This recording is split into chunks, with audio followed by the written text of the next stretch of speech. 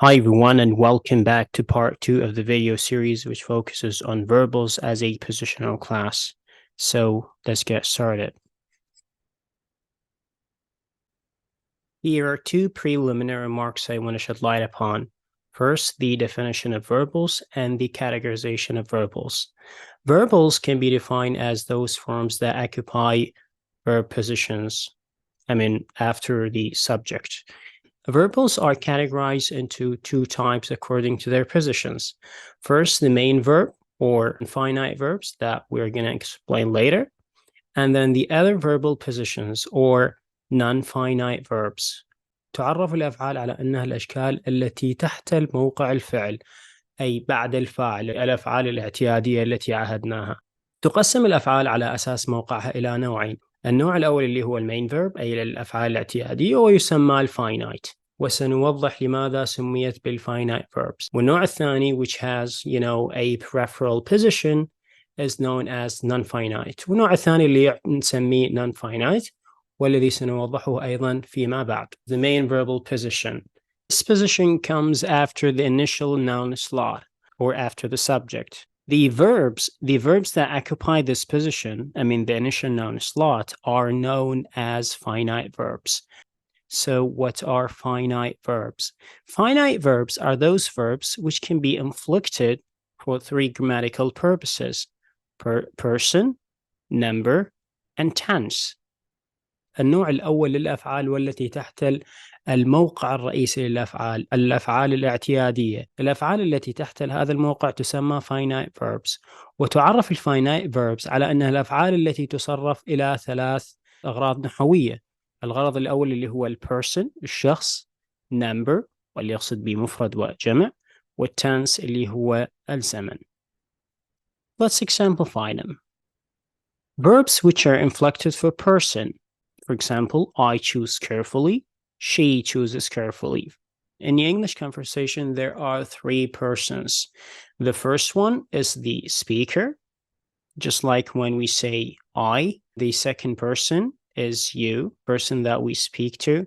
And the third person is the one that we speak about. For example, she chooses carefully. Verbs are inflected and their forms are changed according to the person. If you notice here, I choose carefully. If I use the subject she, I should add like the S third person singular. For example, she chooses carefully. The S third person singular is added to the verb here because we have a third person. المحادثة الإنجليزية هنالك ثلاث أشخاص. الشخص الأول هو المتكلم، وفي بعض الأحيان استخدم الآي والوي للتعبير عنه. والشخص الثاني المخاطب، على سبيل المثال نستخدم اليو. والشخص الثالث اللي هو الهي والشي والإت. عند التكلم عن شخص ثالث ينبغي إضافة اس الشخص الثالث للفعل، وبالتالي هذا الفعل يصرف لغرض البيرسون للدلالة على أننا نتكلم عن شخص ثالث. Last two purposes are pretty obvious. The first one, verbs which are inflected for number, and what is meant by number is singular and plural. They choose carefully in case of plural. She chooses carefully in case of singular. The verb here is inflected because we have a singular subject. As you can see, we have the S third person singular. So the S third person singular is added for two purposes. The first one is person, and the second one is number that is singular. Verbs are inflected for tense. For example, they choose carefully. This is in the present simple. If I want to express past simple, I gotta say they chose carefully. So in a nutshell, finite verbs are those verbs which are inflected for these three purposes. And simultaneously, finite verbs are the verbs that occupy the main position of the verb. Here's an important note here. We should bear in mind that a verb by form is a verbal by position. Only main verb has this characteristic. That is, a verb by form is a verbal by position. For example, they choose carefully. In terms of form, it's a verb. In terms of position, it's a verbal. And in terms of function, it indicates an action. ملاحظة مهمة هنا أنه الفاينايت verbs أو الأفعال الرئيسية لها خصيصة ملازمة لها دائما. إذن شكلا هي فعل، وموقعا هي فعل أيضا. ليش؟ لأنه لا يوجد كلمة أخرى من الأصناف البقية سواء اسم أو صفة تحت الموقع الفعل. يعني مو مثل ما سوينا مع الاسم، من قلنا أنه الصفات تحل محل الاسم، أو الظروف تحل محل الاسم، أو حتى الأفعال تحل محل الاسم. The matter here is just different. وظيفتها either action or state of being. It depends upon the types of verbs, whether it is a lexical verb or auxiliary or linking verbs.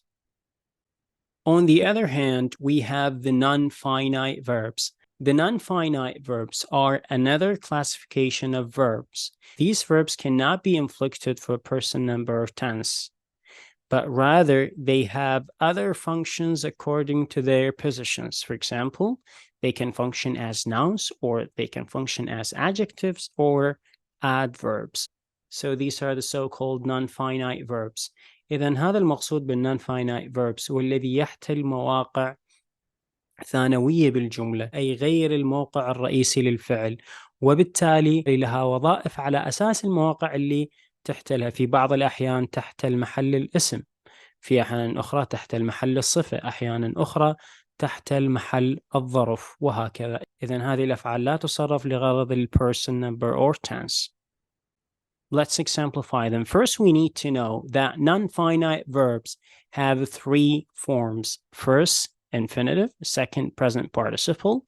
And the last one is past participle.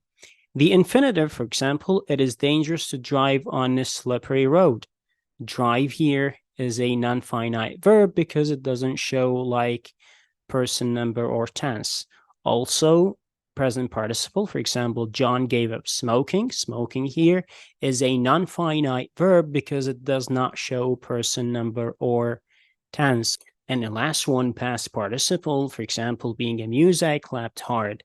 Amused here is a non-finite verb because it does not indicate person, tense, or number. أيضا لها مواقع متعددة كما ترون. And as you notice, like each one of them has a certain position within the sentence. For example, John gave up smoking. If we examine the non-finite verb that is smoking, we'll find out that by form, it's a verb, but by position, it's nominal. And by function, it's a direct object. أيضا هذا اختلاف آخر عن الفعل الرئيسي، أن هذه الأفعال هي شكلا أفعال، لكن مواقعها تتغير. في بعض الأحيان nominal، وفي أحيان أخرى نجدها صفات، وظائفها تعتمد على مواقعها. إذن هذا فرق آخر عن الأفعال الرئيسية أو finite verbs. بالإضافة للفرق الأول المذكور آنفا, that is, finite verbs are those forms which are inflected for three purposes. On the other hand, non-finite verbs, just like smoking, are not inflected for these three grammatical purposes. To achieve a better understanding, please work out exercises 16.5 and 16.7. So that's it. Thanks for watching and see you in another video.